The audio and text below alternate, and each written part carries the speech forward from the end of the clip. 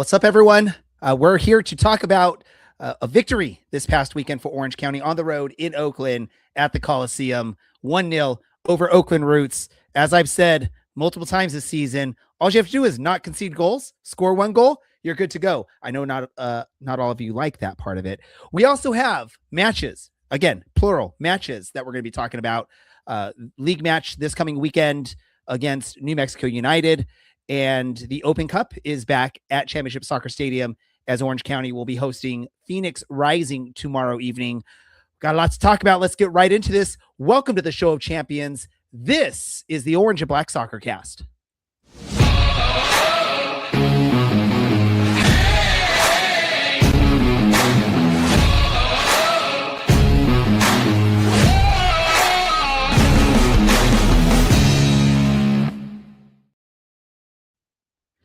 How's it going, Orange County? Welcome to another episode of the Orange and Black SoccerCast, the first and only show dedicated to Orange County Soccer Club, its fans and supporters. I'm your host, Ray Samora. I'm here to take you through this journey as we discuss all things Orange County Soccer Club. Got a nice, fun show, and I got some fun co-hosts to help out with that. First, the original co-host, Mr. Dylan, looking all fancy, Dylan. Yeah, I'm mostly surprised that you referred to me as fun. I don't think anyone's ever actually referred to me as fun before, but thank you, Ray. We've got fancy Dylan on the show. Do we have fancy Brad? Oh, no, you did not. Regular Brad. Brad, did you not get the memo that you had to be fancy today? Nope. How are you feeling after the weekend match? I mean, I'm still not completely satisfied with the team's performances here. There's still so much left on the table in terms of goal scoring. But 3 points is 3 points, and we'll never say no to 3 points. Well, let's bring on one last member of our show tonight, and that is Matt Elder. Matt, how are you feeling? Good, man. I honestly, for the first part of the season, I don't really care about performance. Like, as long as we don't look terrible, then get 3 points, get out of there. Get 3 points and get out of there. That's definitely a fun way to look at it. 3 points on the road is always a benefit for any team that's trying to compete for high table positioning entering the playoffs. Before we get into the match, I do want to just say one thing. As I was watching the match this weekend, I'm all for, and I'm glad that Oakland Roots have a proper-ish stadium at the Coliseum. It's built and it's set up for their soccer. But man, am I the only one that looks at it and be like, it just the fan experience? They just seem like they're so far away from the action. Do you notice that? Does that bother you at all, Dylan? Last year when I was there, and I really wish we had Nathan on tonight so he could speak more to it, it doesn't actually feel like you're all that far away if you're on the end. I feel like the Roots fans probably feel similarly. Their supporters groups are based in what is technically, I guess, left field.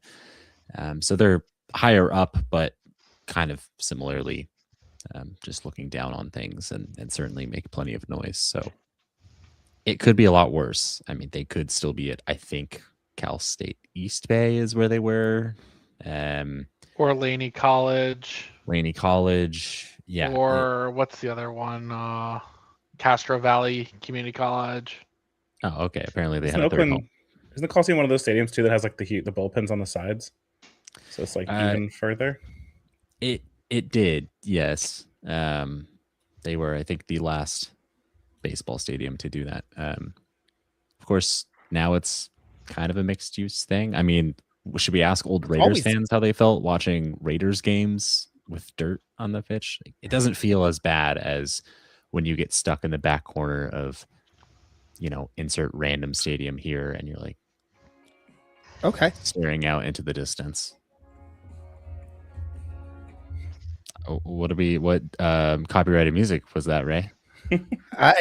Apparently my wife decided to play music in the house and she put it on all speakers instead of just the one she was listening to. Let's get into the match with Orange County Soccer Club at Oakland. a random weird, I guess, kids' day. So they started it 2 hours early so kids can get home in time for bedtime, apparently. I guess better than what Orange County used to do, where they would do it at like noon in July in the 95-degree heat. But Orange County travels to Oakland. They get the 1-0 victory. A few things that I noticed in this match that I want to bring up, and then we can sort of get a general discussion. I feel like Orange County, as much as people probably are panicking or looking at this and be like, I did not like it. I did not like it. I'm going to have to be the bearer of bad news to people. I think this is going to be Orange County's identity for 2026. We are going to be a team that is going to try and pick and choose when we're going to go on the attack. We're going to try and play solid defense. We're going to try and build out from the back, and then we're going to try and pop and attack. And I think when you look at some of the attackers that we have on the team this season, that sort of leads to what we have there. And if you watch this match against Oakland, that's exactly what they were doing. They were playing some defense, building it out from the back, and looking for, their couple of good opportunities, and hopefully one of those opportunities becomes a goal. I will give props to Orange County. They looked pretty comfortable building out of the back with Oakland's high press more than a few times. There were some mistakes. It's early in the season. They're still figuring out, but there was a sequence. I wrote down a note, but I can't remember exactly when it was, and I can't find the note now, but there was a sequence maybe around the 20-minute mark or so where they made a good 8 to 9 passes building out of the back, and they played it long. Unfortunately, didn't quite get to their attacker properly for an attempt. Another thing I noticed, 2 players that stuck out to me is Mo War. Mo War is now officially a right back. He looks solid in the position. I think it wasn't until like the 70th minute, I noted it as the 75th minute is the first time I was watching the match where I'm like, oh yeah, Mo is new at this position. So there was a mistake there. Other than that, he looked pretty solid for most of this match, and he's looked like that most of the match this season. Also, let's give props to Bunbury for his attacking. He really pressed and got a few opportunities. They didn't quite go in, and then early in the second half, he blasts one in on a mistake from the Oakland goalkeeper. I guess he slipped. That's what he was trying to make it look like he did, at least. Who knows? Dylan, your thoughts on this match overall, and if you want to disagree with anything I said, by all means, go for it. You said so much I can't even begin to know where to disagree. I'm glad to see, first off, Ryan Martin really keep it going with his classic styling. That just always makes me so happy. I see Matt nodding along. I feel like golfers, just like Scotty Scheffler. I don't know why I'm getting that vibe. Yeah.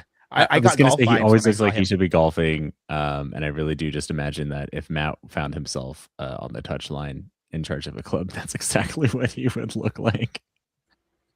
And I guess I should, just enjoy it for what it is. All the same, I think Orange County is kind of figuring out, like you mentioned, their identity for this year. And are we the best team in the league? I don't think so. Are we going to probably cause problems for teams and be unpredictable? Yes. That goes both ways, where we're probably going to have matches where our inexperience is not ideal and maybe we don't play up to our collective potential. That's still okay. To go against a team that has someone like Nabil Hackshaw, someone like Danny Trejo, and I'm well aware that Nabil Hackshaw is, in fact, a defender, but to largely nullify the opposition while on the road, that's good for Orange County, and that's something that we've struggled at in the past. So now we don't go into every single away match thinking, all right, it's just a matter of time before we lose. We've kind of proven that we can do it. So it's a good place. Would have much preferred it to be 2-0, even though the graded opportunity for that was at the very end of the match. But all the same, it's okay. It's 3 points in the right direction. And like Matt, it's nice to watch nice stuff, but at this point in the season, when everyone's still trying to figure out how to play, I'll take some chaos. I'll just take 3 points and move on to the next week.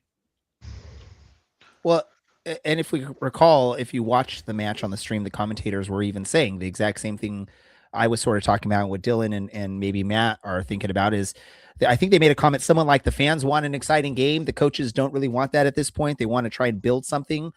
That's sort of what you're seeing from Orange County. But I really do think that this is going to be Orange County's identity this season. They're not going to be a team that's going to just get, 10 shots on goal a match. It's going to be limited shots on goal, but they're looking more for the quality shot on goal, and they're looking to just not concede goals. I don't have the league records in front of me right now, but I would assume their 2 goals conceded in 4 league matches is probably up towards the top of the USL rankings on that. Brad, your thoughts on Orange County? Do you like the potential of that style soccer for them this year? It's very boring soccer to watch. Like, we'll be completely honest. It's not the funnest, if that's a word. But if it's the soccer we get and it produces results like this, I don't think any of the 4 of us are going to complain, except just it is hard to watch. What do you think of them going to Oakland and getting the 3 points? Was it deserved? Did they deserve the 3 points on this road trip? Yeah, Danny Stone has the team looking very defensively solid.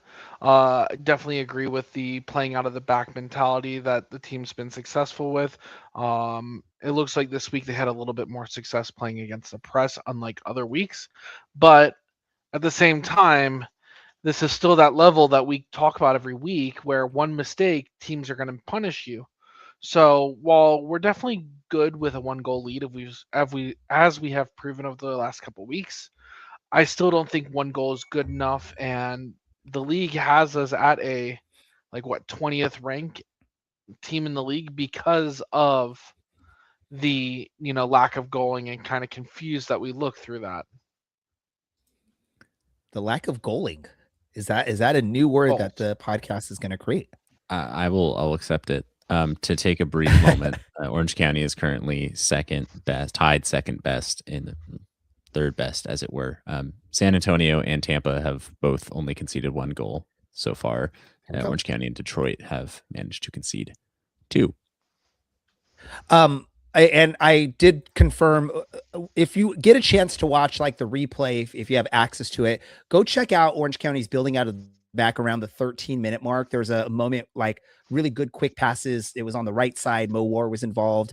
And then they got it down the pitch. Again, unfortunately, it didn't lead to something on there, but just the how comfortable they were with that ball and moving it nice and quickly and breaking down this press. It really made Oakland look silly at that point. Matt, I want to get to you really quick. Part of the reason probably some of the fans may think that Orange County didn't look great in this match is it looks like they were trying to make sure they don't concede that equalizer like they did against Las Vegas. So for the final 20 some odd minutes, it looked like they were just,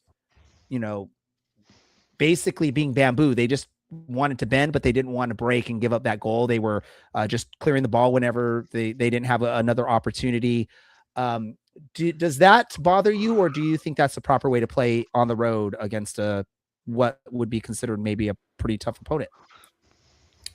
Yeah, I mean, kind of what I was saying earlier.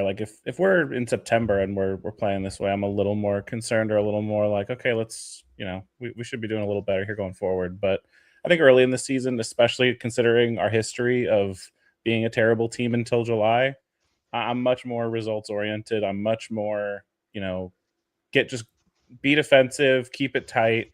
If even if we do concede there on that chance they had at the very end of the game, we still walk away with a point. So for me, I'm always someone who's a football purist. I do like to play out from the back. I do like to keep the ball on the ground. I like all these things, but early in the season, when you're still kind of figuring it out, when we have some new players that are still trying to get some chemistry built up and doing all that, just keep it tight. Try to get one. We capitalized on a mistake, very Mourinho-esque type of thing. Let them make one mistake, keep it tight, take the point or the 3 points, go home. Matt, are you totally happy with things until we start becoming a long throw team? Is that when you're going to draw the line at the? See, here's the thing. No, I'm. It's hard for me. I've talked about this. I I can't fault the way Arsenal are with their whole set piece FC thing. Like the set pieces is boring, but like it's depressing how we've switched places, right? Chelsea used to be a much more effective team, and maybe not as fun to watch, and they were winning trophies every year. And then now we're the team that wants to pass the ball into the goal and be perfect, but maybe never win anything anymore. I'd go back to the former in a heartbeat. So yeah, as much as I love to see us like play swashbuckling, fun soccer, I'm totally fine with boring soccer that gets 3 points, especially considering where we are in the season. Well, I know Ray actually he wants to hate it, but Ray is a defense first man. And also we did win, our greatest club achievement off the back of win 1-0 ball for 5 months. So. Defense wins, Dylan. That's all I care about. I want to get each of your reaction. I have 3 separate quick topic reactions I want to get from you. I want to ask you who wants to go first. I'll go first, but really quick, I also want to say I like the balance right now with playing out from the back. We're not forcing it, but we're also not just lumping it up as like a first instinct. I think kind of to your point, Ray, like we're doing some nice stuff out from the back, but we're also, if it's tight, just clear it out, reset. We don't have to force mistakes from ourselves, just in the spirit of like we want to play it out from the back, and which some teams are definitely guilty of, especially like in the Premier League and other leagues where everyone's trying to be prime Barcelona. There's definitely a balance to be struck, especially at this level. I think we're doing a decent job with it. You sort of led me into where I was going to go with, since you're going first on this. I want to talk about, it was roughly around the 58th minute, a good team effort to keep the ball out of the back net. I believe in that Tom Brewitt headed close to the goal line to get the ball away. I didn't know if that shot was actually on target, if it was going to go wide. And then you also saw a couple great saves from Rando between the sticks. What are your thoughts on the team defensive effort, especially in that moment where I think it was Brewitt heads it out, and then there was also another like foot or body clearance involved in that as well? Yeah, I still get a little. I mean, we still gave up a few chances. On another day, we lose that game 2-1. I mean, they had 2 pretty good chances. That one at the end, and then the one that we just saw a few minutes ago where Rando gets goes 1-on-1 and saves it. So not to contradict everything I've just said, but like I don't know if this team can just rely on 1-0 wins. We might be looking at like a couple games that are a little sample size. But I think for now, like I said, it's working. We're early in the season. Let's just hope for the best, I suppose. All right, Brad Dillon, who wants to go next? All right, Brad, you get this question, and this is just something that I, again, noticed as I was watching the match when Yaniv Bazzini got subbed out. I sort of looked at it like, oh, he played this match. I didn't even realize he played the match.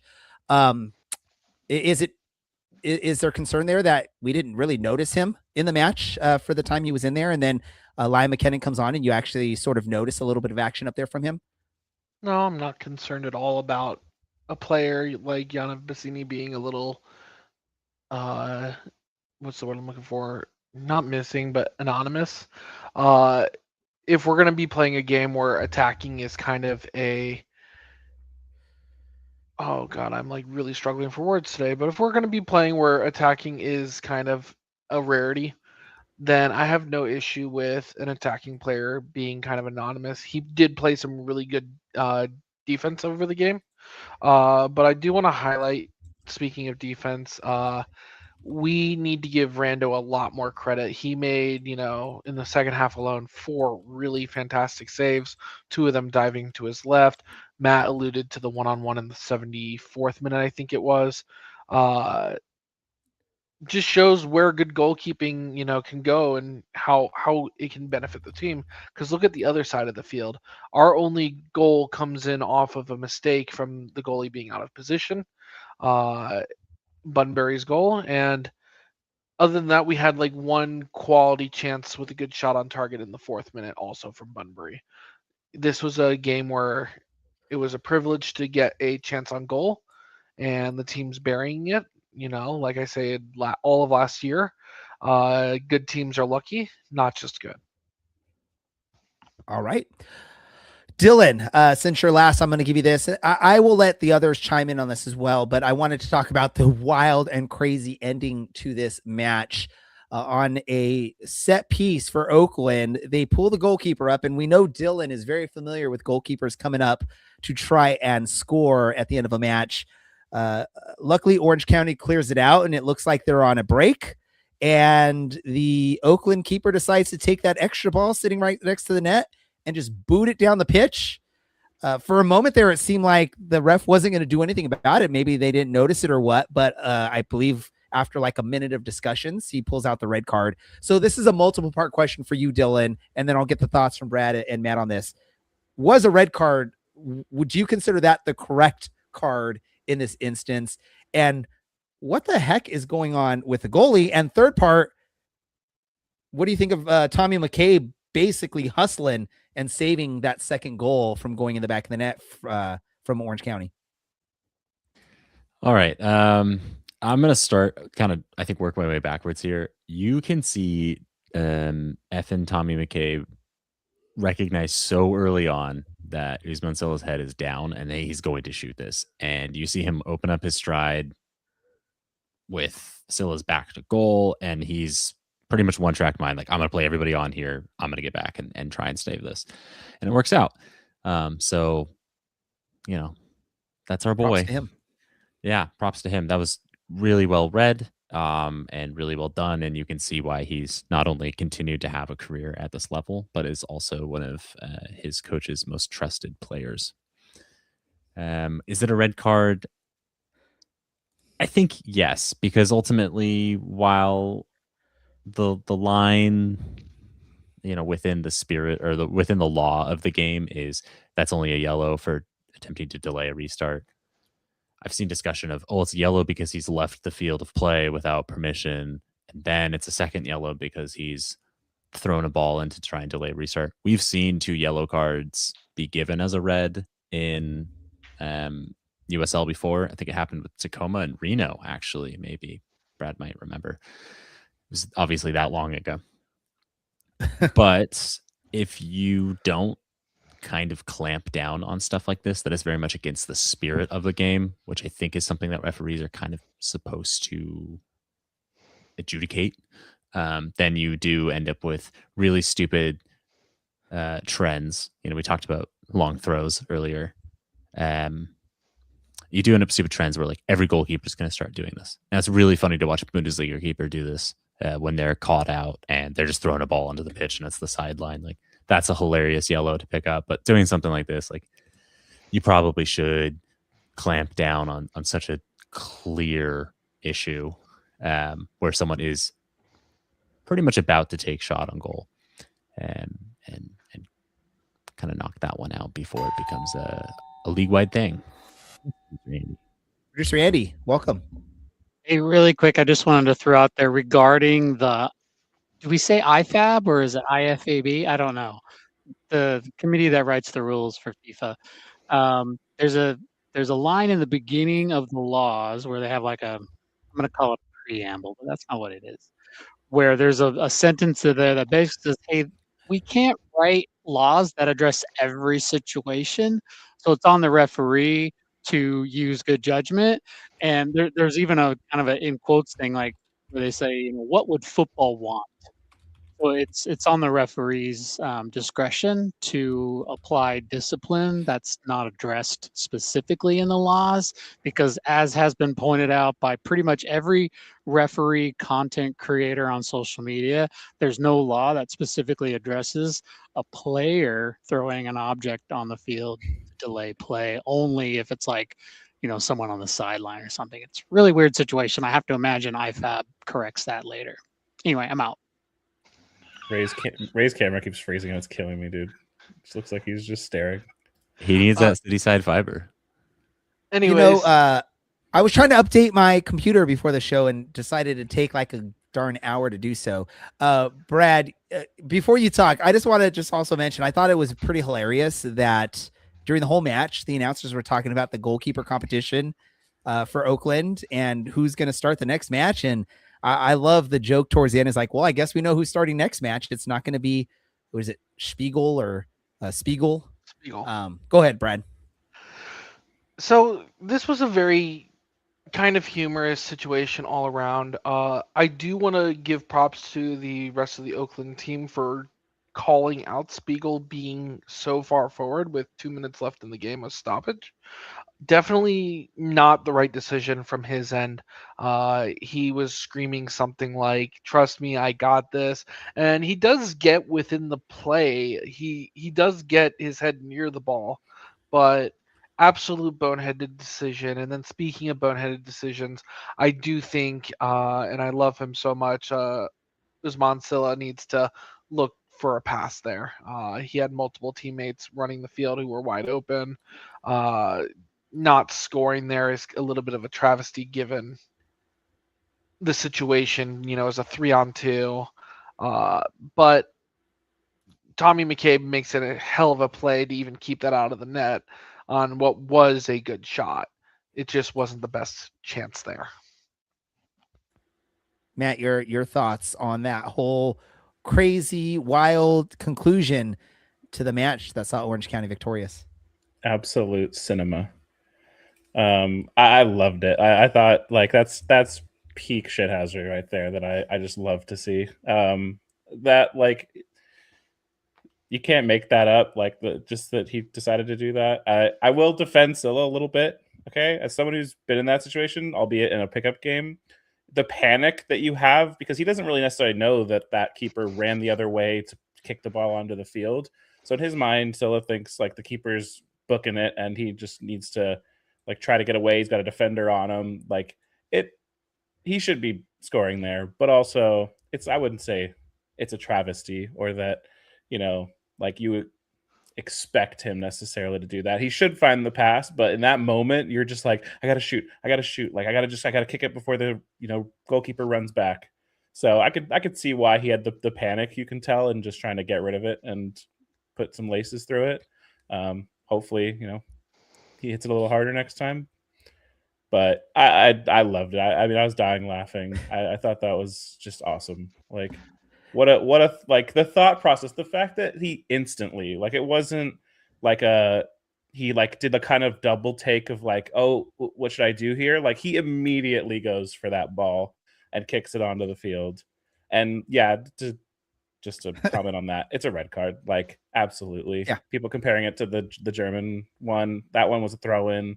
Like it was the ball that was like already being used. This one was absolutely egregiously like you're trying to cheat. So I'm all for a red card there. Yeah, it's just the benefit of multi-ball, right? Like 14 years ago, it was Joe Hart like screaming expletives at a ball boy. Like you would have to like rob a child to get a ball, 10, 15 years ago. But now you can just grab it off a cone. Neto and just push the guy a little bit. Yeah, or the Eden Hazard one, you can just kick them too. That one was also cinema. These things are terrible for maybe the people involved, but ultimately so funny and so amazing for the sport. Can I just say, if those 1 or 2 or 3, I can't remember exactly how many OC players, if any of them decide to sprint down Albie Skendi style like Tommy McCabe was, maybe one of them could have outpaced Tommy McCabe to that ball and maybe tried to tap it in. Who knows? But if you look at the replay, none of the Orange County players thought to do that. And I can understand why, because you're trying to hold on to the 1-goal lead. Why push too many people forward and then potentially get caught out of position on a break?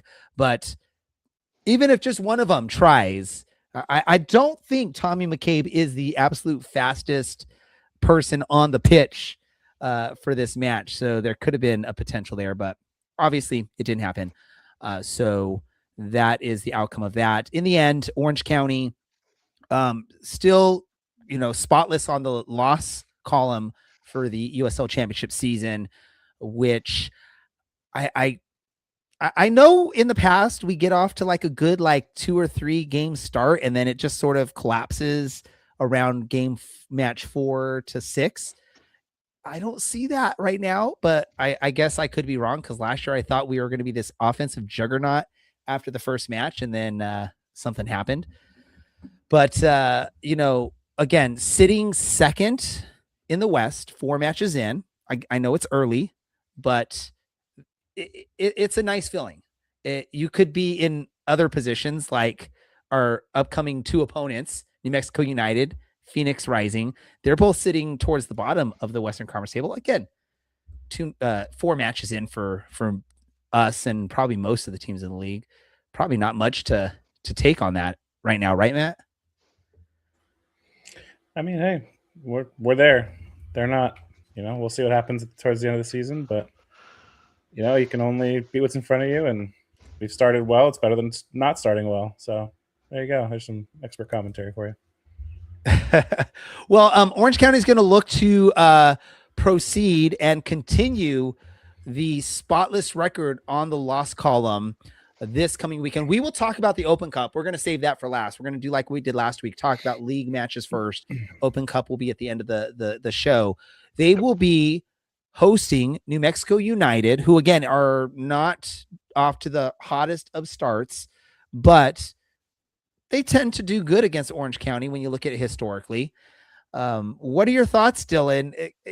Is Orange County potentially going to be in trouble because of the congestion with the Open Cup match and maybe overlooking a team that's struggling early on? What are your thoughts on this match at home against the team from New Mexico? The team from New Mexico. It's in the name. I've taken a lot of flack for being the most negative person on the show before and for not being hyped enough. And I do think Ray needs to start taking that one because he's always worried about people getting injured and he's worried about us overlooking opponents. And while these are all probably realistic possibilities, we are a handful of matches into the season. I don't think fixture fatigue is a thing when you've been playing for less than 2 months. We have enough players and enough young players who are itching for something to prove. We have guys coming back from injury that need minutes. We'll be okay. It's going to be just fine. So Dylan seems like he's just totally comfortable with this upcoming match. No worries. He probably thinks we're going to win easily. Brad, do you agree with Dylan on that sort of thought of this match, or is this a potential trap match for Orange County? I don't think this is a trap match per se. We know New Mexico United just came off of a top finish in the West last year. It's not like they're a bad team with their minimal turnover for some of their players. Look, New Mexico's a good team. They're very likely going to bring their best effort to Championship Soccer Stadium. Despite the bad start, they just got their first points and win on the season in a 3-2 early heads-up game against Colorado Springs Switchbacks, who played as a close game as well. It's really going to be up to Orange County finding those goals to minimize, the lead that we need to have in order to just maintain the continuous results of being undefeated. If New Mexico scores 2 against us, I'm not very confident that we can score 2 ourselves to keep that streak alive. Matt, let me get your thoughts on this upcoming match. With New Mexico, they also are in an Open Cup match midweek against El Paso. So they will have the difficulty of having to travel to Orange County with only a few days between matches. What does Orange County need to do to ensure they keep their spotless record on the loss column in this match? Yeah, I think it's going to be similar to the first few games. Keep it tight. I will say, as far as their record versus ours, it's always hard to say early in the season. It could be that the teams they've lost to end up being the best teams in the league this year, and the teams we've beaten are the worst ones. So you never really know. We'll kind of see how it all goes, and like I said, just keep it going, keep it tight. Hope the offense starts to gel a little more, and we can get a little more of a comfortable lead. But they're a great team last year. I don't know that they've necessarily lost everybody for that to change. So we'll see. They could just be pulling Orange County where they just sleep for the first couple months and then wake up halfway through the year. Well, as much as we like to pretend that we are going to know what's going to happen with New Mexico United against Orange County, we don't watch much New Mexico United soccer/football, but a good friend of the show, Chris Walker, does. And that's why we invited him on this week to help talk to us about this upcoming match. Chris, first and foremost, thank you for joining us, especially when our Clippers are playing tonight. So I know you're taking some time away from the tube to come talk New Mexico United. Yeah, what's up, guys? Thanks for having me on the show again. Glad to have you on. We were just talking about the upcoming match, New Mexico United coming to Irvine to face Orange County Soccer Club. Orange County has not had any blemish on their loss record. New Mexico has, unfortunately for you. Both teams are playing midweek in the Open Cup, but New Mexico has the misfortune of having to then travel to Southern California. How do you think that's going to impact the club? Do you think that's going to impact them in their quality of play against Orange County? Do you see, are they focusing more on the cup or more on league play at this point? What are you seeing from them, Chris? I think they want to win it all, honestly. I don't think one is, I think, obviously you want to win both, right? You want to win both competitions. And at some point with the USL Cup in play, you'll be trying to win all three, and you'll have to obviously be strategic about your lineups. So, having a game tomorrow against El Paso, obviously it's a rivalry. So as much as it's tactics, we all know tactics go out the window. It becomes such a passionate game. I definitely think we'll be resting up starters a little bit. Hopefully, the guys that are in tomorrow can kind of take care of the job, so that we're not necessarily having to maybe pull in some of the starters earlier, as we were in our previous Open Cup match. Some guys had the night off, but they were, called into action. So, I think those are the things you kind of consider. So, based on how things could go tomorrow, if, they go ahead and just, wax El Paso like a candle, then basically, then we're looking at Saturday, and they'll have some rest, right? They'll have a day or two. I mean, I know they'll be training. Obviously they'll typically take off Thursday, more or less. It's usually like 2 days plus. So, for what it's worth, I mean, maybe it's good that they're gonna have those two games in a short span of time, so to say. So that's what I think. No, that's perfect. It's interesting when you look at it. You're sort of making it sound like New Mexico thinks El Paso is going to be a nice breeze of a match, and they're going to sort of rest some of their key players. But you also said they're fighting for the cup. Yeah, I don't think it's going to be an easy match by any means, but I do think that when it comes to the rivalry, we're going to definitely talk some strong banter. So essentially, we do want to just go ahead and wax them and kind of get them off the map. So hopefully, like I said, with that being a passionate game this early on, it's for the Open Cup. We still remember what things were last year with El Paso knocking us out.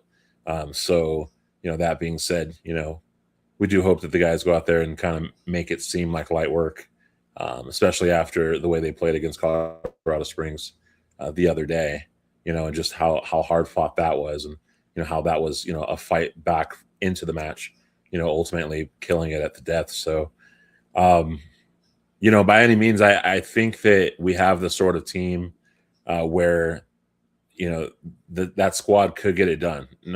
There are some challenges, obviously, right? Like, in the first couple of games, we were holding the ball a lot. Their possession was ranking in the 60s, 70s, at portions of the game, and that was a bit problematic. That definitely stuck out on our radar. We talk about it on our podcast, The State of United. But we look at this last match against Colorado Springs, possession kind of leveled out a little bit, seemed like it was about equal through things, and in areas that we normally kind of really look at, which is like, how many passes did they do? Like, are they hitting like 600 passes in the match? Is it over rotation? But it wasn't in that one. I mean, clearly like they were under 300 as far as, how many passes they had in this last match. And that to me speaks numbers and volumes, especially since that's not what it was like the first couple of matches. So, all things considered, is that what I would say? Now this Orange County match, we're looking forward to y'all. Definitely looking forward to y'all, but one match at a time. Don't look forward to us too much, Chris. I do want to say, for you as a fan, soccer nerd, dude, Chris, who's been standing out? That's how I'd like to describe you. He's a dude. He's a dude. You're a dude. I'm a dude. Who's been standing out the most for you for New Mexico thus far? Man, I think, God, that one might be tough for me. I could say, well, no, actually, it won't be tough. Deion Harris really has shined a bit. Deion Harris, obviously his last match, he had a goal of his own, but then he had that assist on that nice 90.5. But Deion Harris has really had a lot of vision, just a talented winger. I think also Jake LaCava, who he and Deion played in Tampa, but, they hadn't necessarily been on at the same time much this year. But Jake LaCava looks like great, like as far as just his ability to just get forward, on the wing. We could toss Christian Nava out there, returning to the team after 2 years out, with repeated ACL injuries. But he came back looking like stacked. Like, boy hit the weight room, was like loading up on all the right proteins. I mean, they might be headlining him a bit. So I think they've looked good, but also Chris Shakes has looked great too. And he's definitely made his short resume over the last few weeks. He's literally just been standing on his head in some places, and so it's been good. Of course, you guys remember Shakes from the time we came out to visit you guys last season, and yeah, he surely did make some work for himself then, but, of course, the result, favored us. So, conversely, who are you looking for more out of this far? Say that again. Who are you looking for more out of? Who is maybe underperforming in your eyes? I want to see more from. No one, damn it, no one. No, I want to see more from Greg Hurst. And I think that it's not a bad ask, because there's so many guys that are playing there. You got Niall Reed Steven, you got Greg Hurst, you got Justin Rennicks, who's been out with a little bit of a knock that he took, or I think maybe a concussion protocol. But like, you have so many guys that can go forward, and so do I want to see more Marlon Vargas? Yeah, sure, I definitely want to see that. But I think right now, I mean, the way I look at it is like, we're still pretty young in the season. I typically look at games 5 through 10. That's kind of where I start to like really evaluate what I want to see more of, or where I think the identity of the team is. And I think that's just come through the experience of being a fan of this team, is that you really can't hit the panic button really until game 10, and I mean, you obviously hear people say teams shouldn't peak too early. And so I think by game 10, we kind of should know the identity. We should know, okay, who's really, leveling up. But if it's just so young in things, there's a little gelling going on. But yeah, I think that's what I'm kind of thinking right now. I'm pretty certain Dylan was supposed to hand it off to me. So take it. I'll take it. I'll go ahead and take it, because Dylan wouldn't do that. One of the things that you mentioned that I wanted to kind of circle back to is, you mentioned that New Mexico's play style this year has been very low volume in passing, and looking to play a little bit of the counterattack, correct? I would say the volume of passing has been really high, honestly. Like the first couple of games, it's like 500, 600 passes.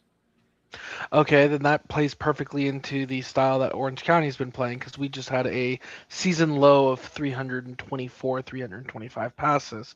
So What are some of the things that you think that New Mexico's done well, especially in the last victory against Colorado Springs, that will look to break down a counterattacking team like Orange County? I think they just focused on finishing. They focused on being effective a lot sooner in the match. I always look at the first 15 minutes. There really hasn't been much activity for us in that. But we just looked at kind of the scores of that match and how things went. I mean, first score is in the 64th minute. That's obviously a response to them scoring in the 57th, right? And so, for me, it's like they did well to just be a bit more responsive in the moment, because if once you cross an hour, then you start thinking like, is this thing going to happen? The team loves to come alive around the 80th minute, so for them to have gotten a score in the 64th and then double back in the 75th, it's like, okay, that changed the complexity of the game. You didn't have to sweat so much about the substitutes coming in off the bench. So they were able to ultimately be very effective, responsive. I think not having as many passes, not having as much rotation was key. Maybe certain teams are going to give them a bit more respect and come out and challenge them, and not maybe seem to be like playing a low block. Because they do have a lot of scoring threats, and, New Mexico is showing you that if you want to sit low, that's fine, go ahead, but we're going to send guys in through the lines, and we're going to send them in diagonally. And we've got guys that really do want to, get in that 6-yard box. They really do want to get in at the 10 or 18, like wherever they can. The only thing you don't have to worry about as much is you don't have to worry about, anything coming in from outside too often. Like you don't, you're not really seeing a lot of dipsy do, like, cross balls being sent into the box as much. So you might not have to worry about that right now. That would probably be that. It's not to say that there aren't guys that can't, like rocket, balls in, but, that's just not what you're seeing as much. Last year with Mackenzie Gaines, you might have saw that, guys sending lasers in. All right, thanks. I'll go ahead and pass it off to Matt, who I believe has a question. Yeah, I'm kind of trying to go between the lines here because I had similar questions to kind of what Dylan and Brad have already asked. But I think what changes from last year to this? I mean, obviously it's very early, right? So I'm right with you. Don't hit the panic button too early. Right. What changes from last year to this year do you think? Let's say that if the bad form continues, what do you think has changed that may have led to that? Or what kind of differences are you seeing between the last season and this season that would explain if things continue? And what do you think kind of would make it flip or get better? I think last year what you had is a coach that came in and most of the team was preserved for him, and he didn't really have much to do with putting the personnel together, so he kind of had to just add water where he could. And I mean, much of what we experienced last year and heard him say was they're still gelling, we're still trying to figure out the perfect 11. And he was saying that up until like, week 26, week 27, week 28. That was kind of the thing. The lineups were changing so often, right? But now he's had that squad. He brought in guys this year that were with him in Vegas, right? Which is huge because they already know the system of play.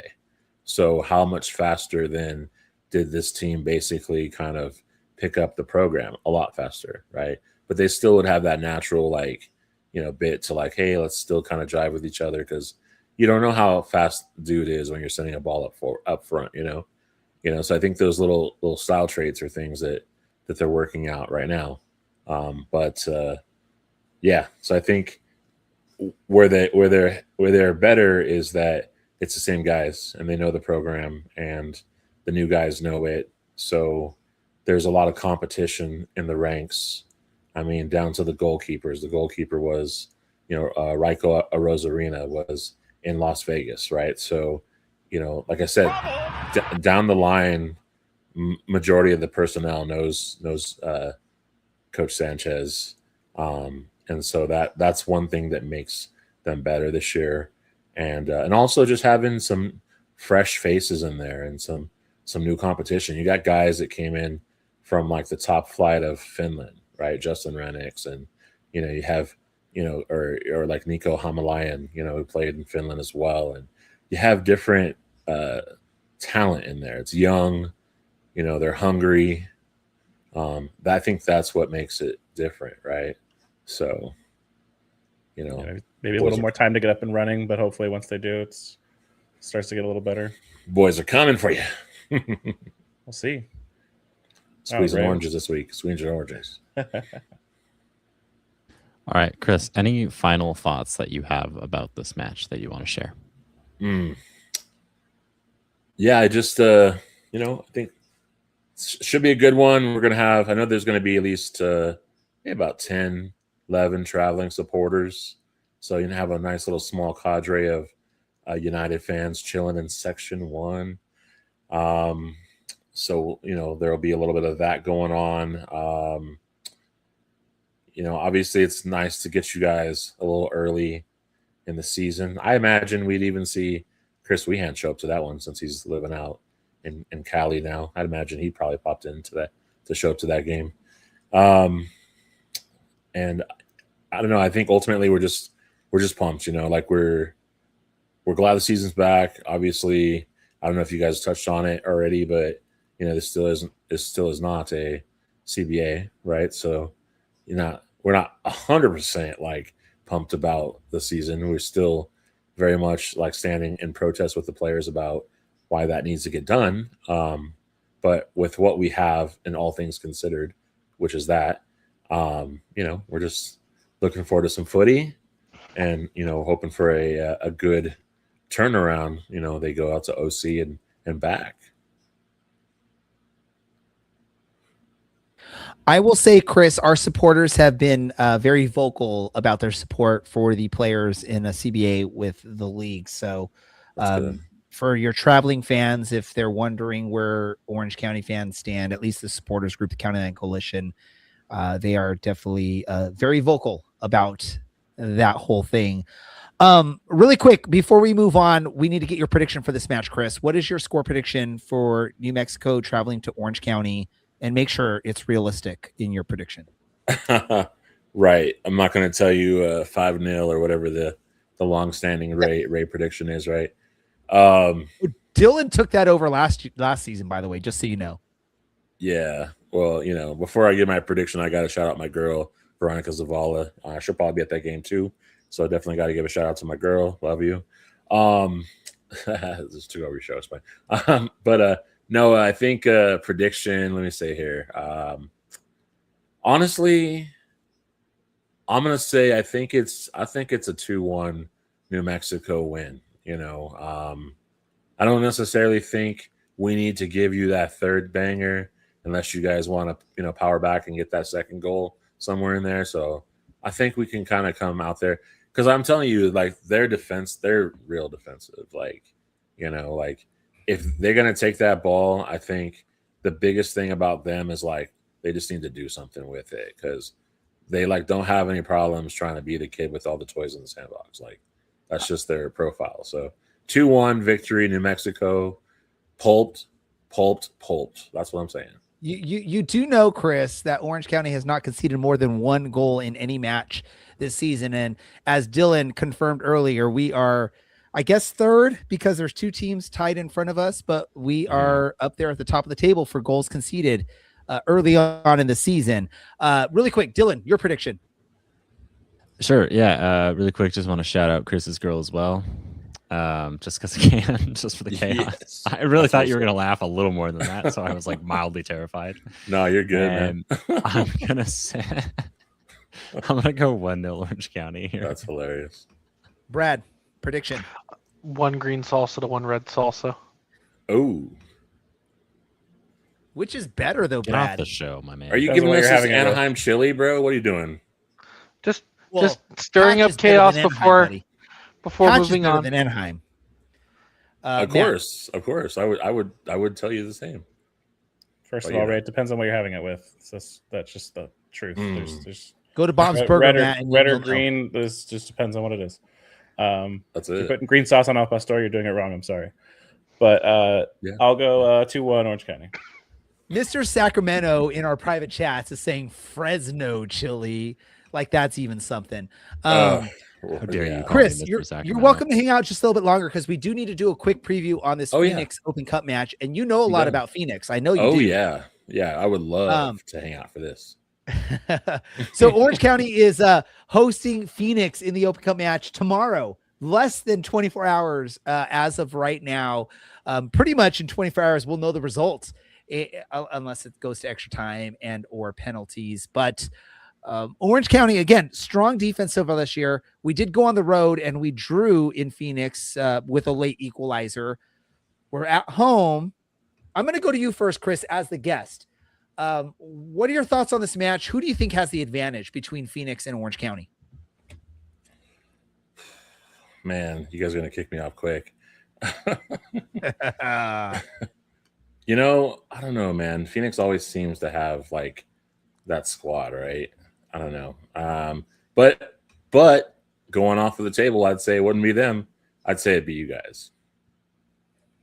I think you have the I advantage. love that Chris is trying to not make enemies on a Orange County Soccer Club fan show, but you know we love you, Chris. You could be honest with us. You don't have to make things special just for us. If you think Phoenix is going to give us trouble, let us know. We want to know so that our front office, our coaching staff can hear. What do you think? I just think I think their form right now. I mean, 3 draws and a loss. You know, whereas you guys have done things right. I mean, yeah, okay, you're dipping into the draw sticks a little bit, but you know, I don't know. I just don't think they're necessarily like sticking out in my mind right now. Someone you need to worry about.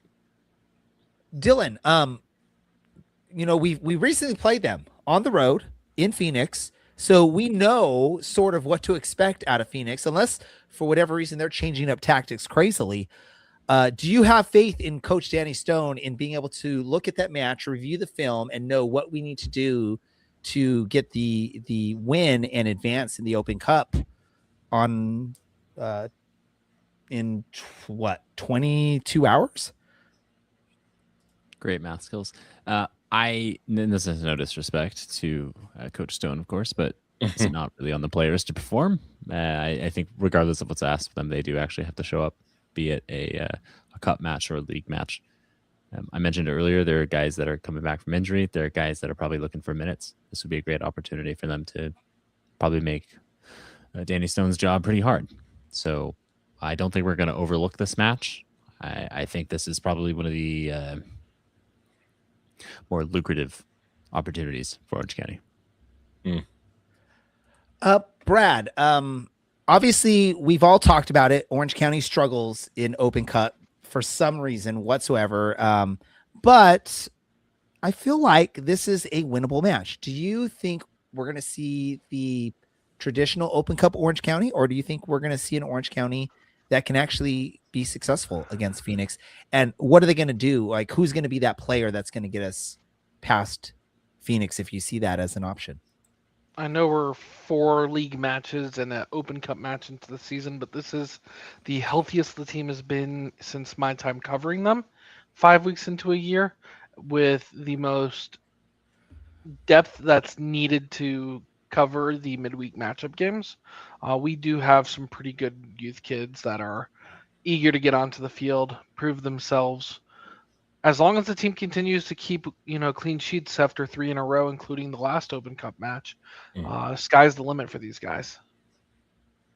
Matt, same question for you. Are you confident? Well, I guess not same question.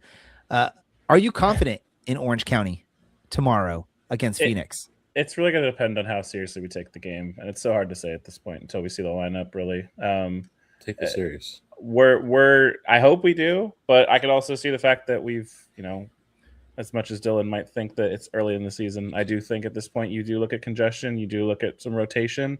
I don't think our team is that deep. I don't really know how deep Phoenix is. So if Phoenix comes and plays their starting 11 and we don't, that might not be great for us. So it's really going to depend. I mean, I think our best 11 against their best 11, I think we can definitely win, especially at home. But if we rotate a bit and they don't, it's going to be tough to say. So I wouldn't say I'm confident going into the game. I don't play into this Open Cup curse, whatever stuff. I think people forget that we've had seasons where we've done okay. So we'll see what happens. Can I just say, if Orange County comes out with a rotated squad against Phoenix, but did not rotate against Laguna United, I will be extremely frustrated and upset over those decisions. If there's any match that you rotate, it's against Laguna United, not against Phoenix Rising. But if we remember, against Laguna United, it was a full normal USL starting 11 pretty much. So that's what I'm hoping. And again, if we don't see that against Phoenix, then we know they're not serious about the cup. Chris, any last thoughts about this match? I'm going to get it from you because you're our guest. Yeah, I appreciate it. Man, what a joy to get them again, but get them an Open Cup. You have a chance to really just kind of put the exclamation mark on your season early against them. You know, I hope that you guys knock them out, because if you don't, we'll have to do it. Well, I know New Mexico fans are going to be on the Orange County side for this match, right? Because definitely. There's two teams New Mexico fans don't like. They don't like Phoenix. They don't like El Paso. In one night, you can lose El Paso and Phoenix in the Open Cup in one swoop, right? We would love it. We would love it. So go ahead and do your job. Look, we'll give you all of the juice you need, pun intended. We'll give you all the juice you need in our match, and you guys will be left desiring. I know it. You'll be left desiring, and then boom, Open Cup comes out, boom, and it's full squeeze. I hope that y'all just, like I said, just rain on them. Good thing Orange County is going to come away with 6 points, or not 6 points, a win and 3 points. Yeah, you got it right. In the next few days here. Dylan, your prediction against Phoenix? This one's always a little bit crazy, so I think we're going to go to pens here. But why not have some more penalty magic?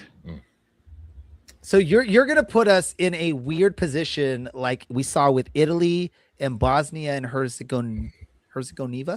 Herzegovina. Yeah, the V is before the INA. Hey, you know what? Sorry. It's sorry to any syllables for Italy Ray. fans if I'm hurting your feelings, by the way. Yeah. I don't apologize to them. Who's going to win in PKs, Dylan? Well, technically, you don't win. You just advance. Who's going to advance in Final. PKs, Dylan? Oh, Orange County. More cup playoff magic, Brad, prediction. 1-0 Orange County. Matt? Yeah, I'm going to say the same thing. 1-0. That seems like basically on point for Orange County this year, right? Is a 1-0 or a 1-1. I mean, really, if you look at our results, those are our results except for the Open Cup against Laguna United, but that's a UPSL team. What you Chris, got, Ray? Prediction. What's your prediction? What's your prediction, Chris? Oh, my prediction. Okay, well, man, Dylan, you're gonna have me drinking orange juice shots in my room again, like from the time you guys played Tampa Bay. Hey, you can drink orange juice. You can drink Malort. I know Brad would love you if you drink some Malort. I love Malort. We'd man. love Malort. if Chris will So drink a shot of Malort. Hey, I got a bottle man. over there. I love Malort, man. You're talking to the Wait, guy wait. This is breaking news. I've never heard anyone say that I love Malort.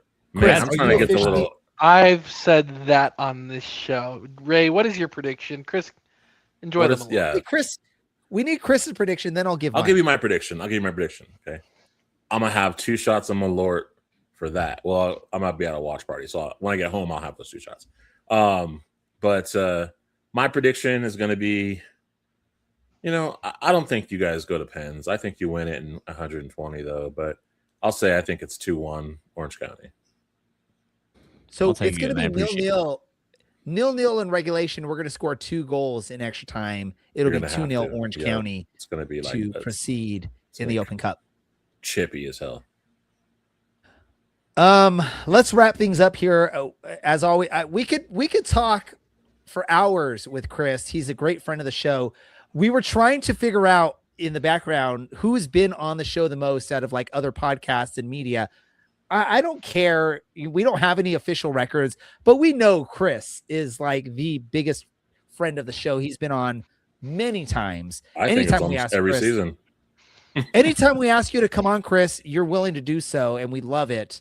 That's what a fellow Clipper fan is like. He's willing to do everything for another fellow Clipper fan. Oh, look at that. Love it. I love it.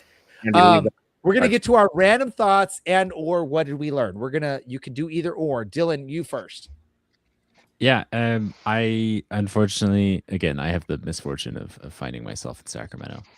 So I often have the misfortune of finding myself at Sacramento Republic matches. Just hate watching. First off, shout out to Danny Crisosimo, who's still doing it. I love being around, and this red card has really made me think about all the people that don't really consume the sport at the level that we consume the sport, and therefore like have no idea what's going on at any moment. And everything's a flop if it's against their team, and everything's a pen or a red card if it's for their team. And then, they stand up and they walk away. And you haven't seen this person the whole time, and they're wearing a Wrexham t-shirt with the owner's last name on it. So my random thought is, when that's the kind of person that's in the stands, by God, do we really need to stand with the players? Because clearly our sympathies are at the wrong place. Yeah. Anyway, I see you have Wendy's pause, so we should probably pop over to Brad. Yeah, what is Wendy's random thought and or what did we learn? Yeah, Wendy just wants to wish all of our lovely Jewish community Hag Sameach, happy Passover, and safe fast for those who partake. What about you, Matt? My random thought is that the Angels are going to be very tough to watch this year, but at least 1 in every 5 games, they're going to be very fun to watch because Jose Soriano has nasty stuff. Yeah, Angels are tough. It's a tough thing for me. I will still follow them, but it's tough. Chris, random thought and or what did you learn tonight? Well, I learned that I'm the one who really likes orange juice and you guys don't. but no, I think my random thought is Angels aren't in LA, they're in Anaheim. So, go Dodgers. I think there is something from the city council. They're fighting for that Anaheim name in the Angels. So we'll see what happens. I love that Matt is wearing the Anaheim Angels like logo hat because I think most true diehard Angel fans call them either Anaheim or California. They do not use the LA aspect. That is good. For me, California was what it was when I was a kid. So that's what I call them, California Angels. Yeah, Matt? I remember it being California too. I think Matt's nodding yes on that as well. Sorry, I have 2 quick things that I want to say. As of about 9 a.m. this morning, I only have one soccer team that I am supporting. That is your Orange County Soccer Club. If you want to find out why I'm not supporting any other team right now or watching them, you can ask me. I won't talk about it on here, but you can ask me privately. Chris, I have one last thing I want to ask you. James Harden or Darius Garland? Darius Garland.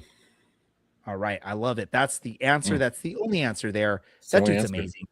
That's His step back threes are freaking amazing. I know this is Soccer Podcast, so I'm not going to get all into that. I want to thank everyone that participated in this episode, including Brad, Matt, Dylan, Chris, and our producer Annie in the backgrounds, plus everyone that participated in the chat of this episode. Thank you for doing so. Hey, if you like us, if you follow us, if you listen to us, like us or follow us on social media or podcast platforms so you can get our message across to everyone. Also, make sure you support Chris, State of the Union podcasts. State of the Union. Part of the State of the United podcast. He's also a member of Black Diamonds, Seek and Strike. Everything. He's a great guy. Just does everything. Chris is everything, man. Man. Hey, this is the Orange Black SoccerCast. We are out.